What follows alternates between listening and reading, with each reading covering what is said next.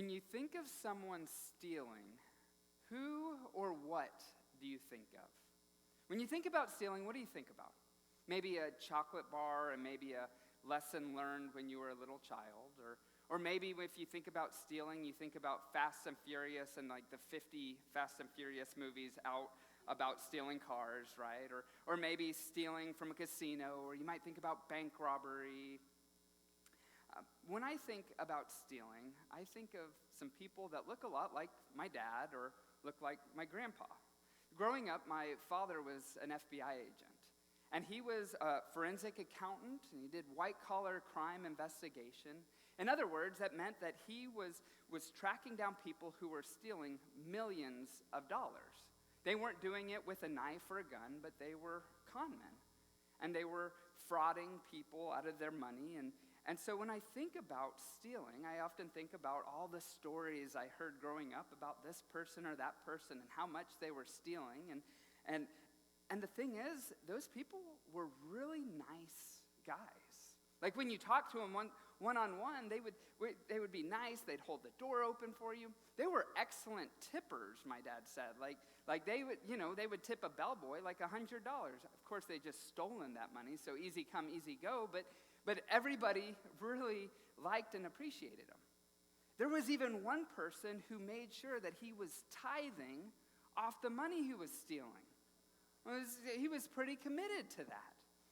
And so when we think about stealing, there's a whole lot of different ways for us to think about stealing. And my hunch is that nobody in here is stealing millions of dollars.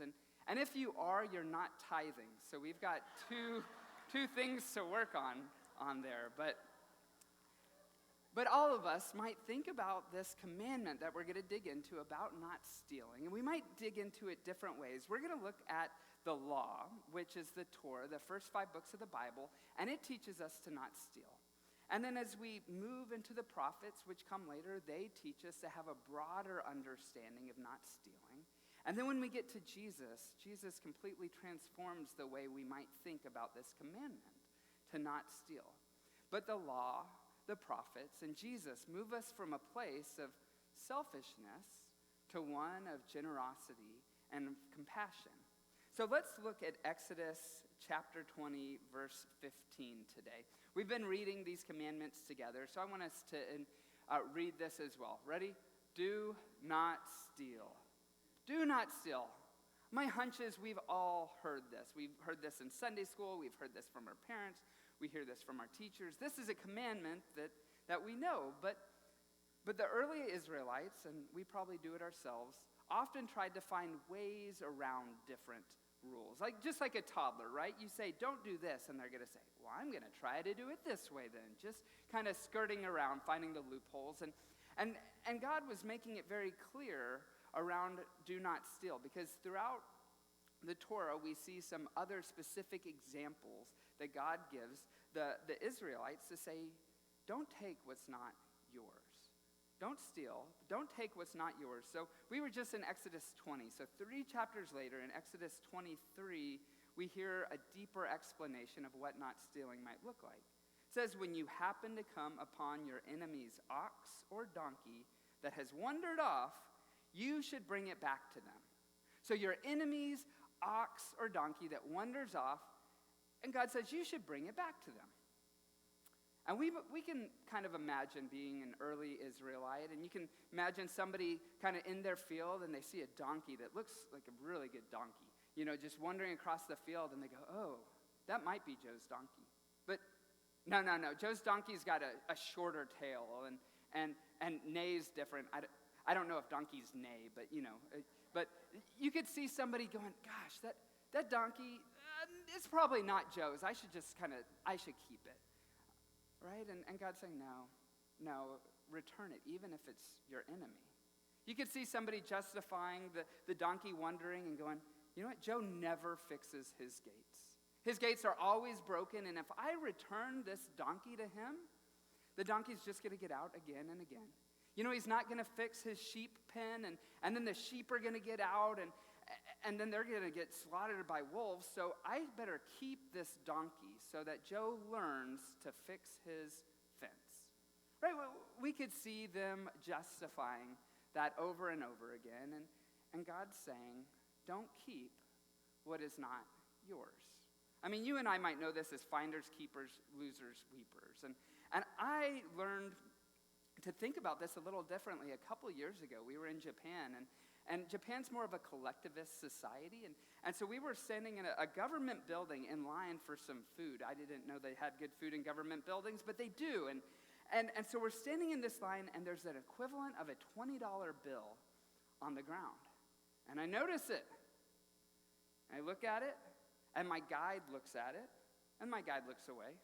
And so I kind of just notice that, and our line keeps moving, and other people look down, and they notice this money on the ground, and nobody picks it up.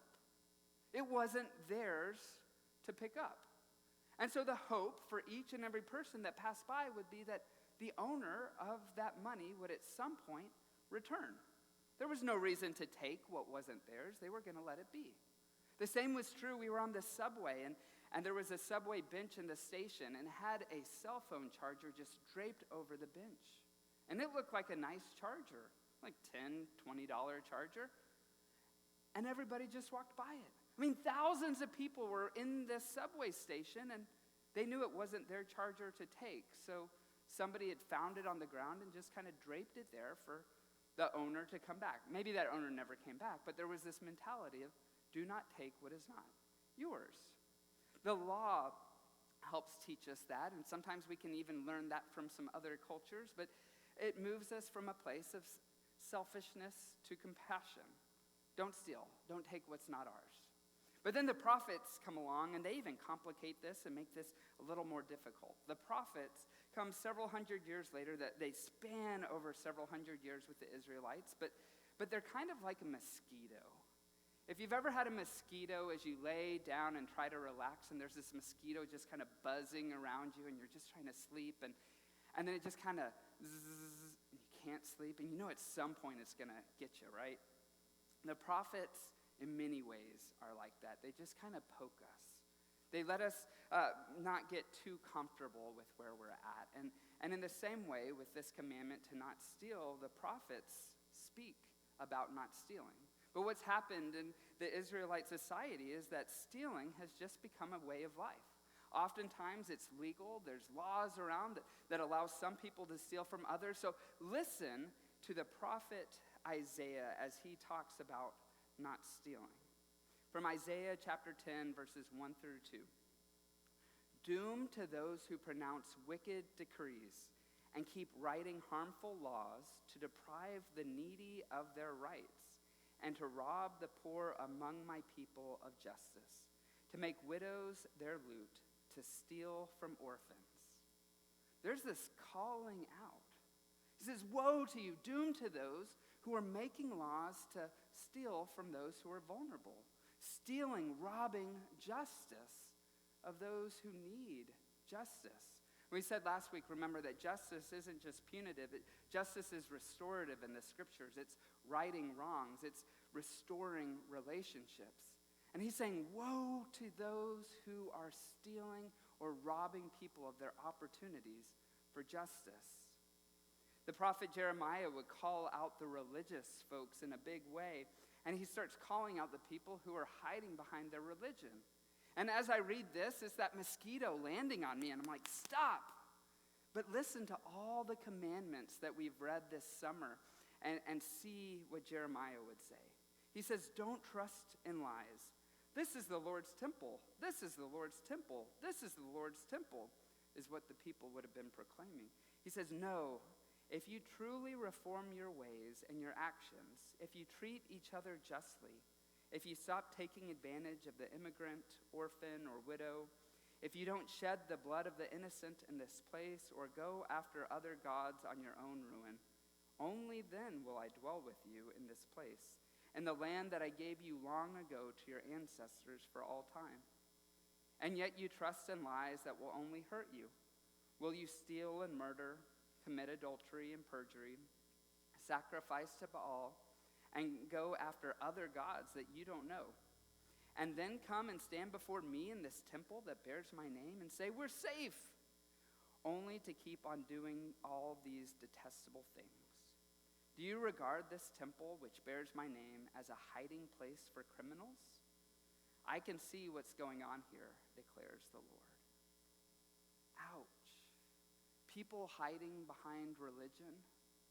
I mean, I think about that person who is tithing while stealing millions of dollars, and we can look at that and go, that doesn't make sense. But the prophets challenge each and every one of us to think, am I part of any system, and I'm part of any group that might be stealing or oppressing other people?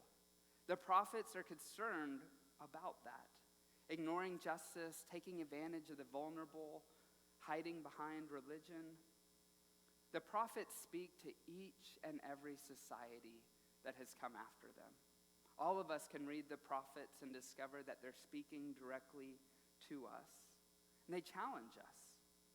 When I think about stealing and oppressing, we might think about the laws. The prophets were saying, gosh, woe to you if you are creating laws that oppress and steal justice. And we might read that initially, the Israelites could go, I'm not a law creator. But here, it challenges us, right? We get to vote. So as we vote, we might think about how do we make sure that we are listening to the commandments to not steal, making sure that our society is functioning in a way that doesn't steal justice from anyone. I've often struggled with this as we read through the prophets. They also then move into, woe to you who are not paying laborers their fair wages.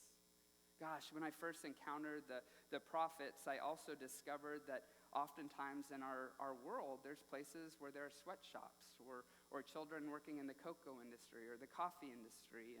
And initially, it's like, okay, well, I'm not paying them. But then I started thinking about it and going, oh, if I'm buying products that are made with somebody who was trafficked, if I am buying clothing or chocolate that was made in an unethical way, I'm endorsing that practice. The prophets challenge us to not steal, but to think about it on a broader context. And I know it's kind of overwhelming at times, but the prophets are that mosquito, right? Keeping us thinking about this commandment to not steal. We might think of it with our laws, we might think of it with our purchasing, but they challenge us to move from a place of selfishness to one of justice and compassion and mercy. And then we get Jesus, this ultimate prophet. And listen to what Jesus says, because Jesus, I think, helps us best fulfill this commandment to not steal. Remember that Jesus says he didn't come to abolish the law, but to fulfill the law. So look at this fulfillment of the law in Matthew 7, verse 12. It says, therefore you should treat people in the same way that you want people to treat you. This is the law and the prophets. This is the golden rule, right? Treat others the way that you want to be treated. The golden rule. And I wonder, as we think about that, we discover that this is the fulfillment of the law and the prophets. The law, the Torah, the Ten Commandments would say, do not steal. And treating others the way they want to be treated is a fulfillment of this law. As we look at the prophets who teach us to have a broader understanding of not stealing, Jesus says, loving others the way you want to be loved, treating others the way you want to be treated is the fulfillment of the prophets. And so as we think about this commandment to not steal, I wonder if we might hold the golden rule in front of us. My hunch is if you lose something, you want somebody to do their best to get it back to you, right? So in the same way, if we find something, we should make sure that we do our best to return it to the owner. If you're a store owner or an employee and you either undercharge somebody or you give them the wrong amount of change, you would hope that the customer would say, hey, you forgot to charge me for this, or you gave me the wrong amount of change back, and here, and give it back. We'd hope that would be done to us, and so in the same way, if we're going to fulfill the law and the prophets, we've got to make sure that we are doing the same to other people. We're not stealing, but we're returning back. And as we think about the prophets and treating others the way we want to be treated, we might think about fair wages. We might think about working conditions and the fact that if I was working in a field or working in a factory, I'd certainly want to make sure it was safe for me or that I was receiving fair wages. And so we might do that same type of thinking. How do we support others and make sure that we're treating all all of God's children the way we want to be treated. See, if you and I can do this, then we fulfill the law and the prophets. We are able to move from a place of selfishness to one of compassion. So let's hold this in front of us this week, this commandment to not steal, because it's not just about cars or chocolate bars or con men, but it can connect with each and every one of us. And it's a challenge for us to move from a place of selfishness to compassion. And so as we think about moving forward, let's begin with a prayer of confession. We've been doing this each week because it is a reminder to each of us that these 10 commandments are given to us as well. And we are called to live into them, and we don't always do it perfectly. And so we ask for God's grace and guidance as we move forward. So would you join with me in our prayer of confession? Giver of all good gifts, you provide more than we need, but too often we steal. We take advantage of something free that comes our way that really isn't ours to keep. We ignore unjust systems that rob others of justice. We purchase food, clothing, or coffee that is made by depriving others of fair wages or schooling or safe working conditions because it keeps our costs low. To be honest, we don't always treat others the way we want to be treated. Teacher and Lord, help us fully love each person. Make us active participants in your kingdom's work. Give us hearts of compassion, generosity, and justice. Amen.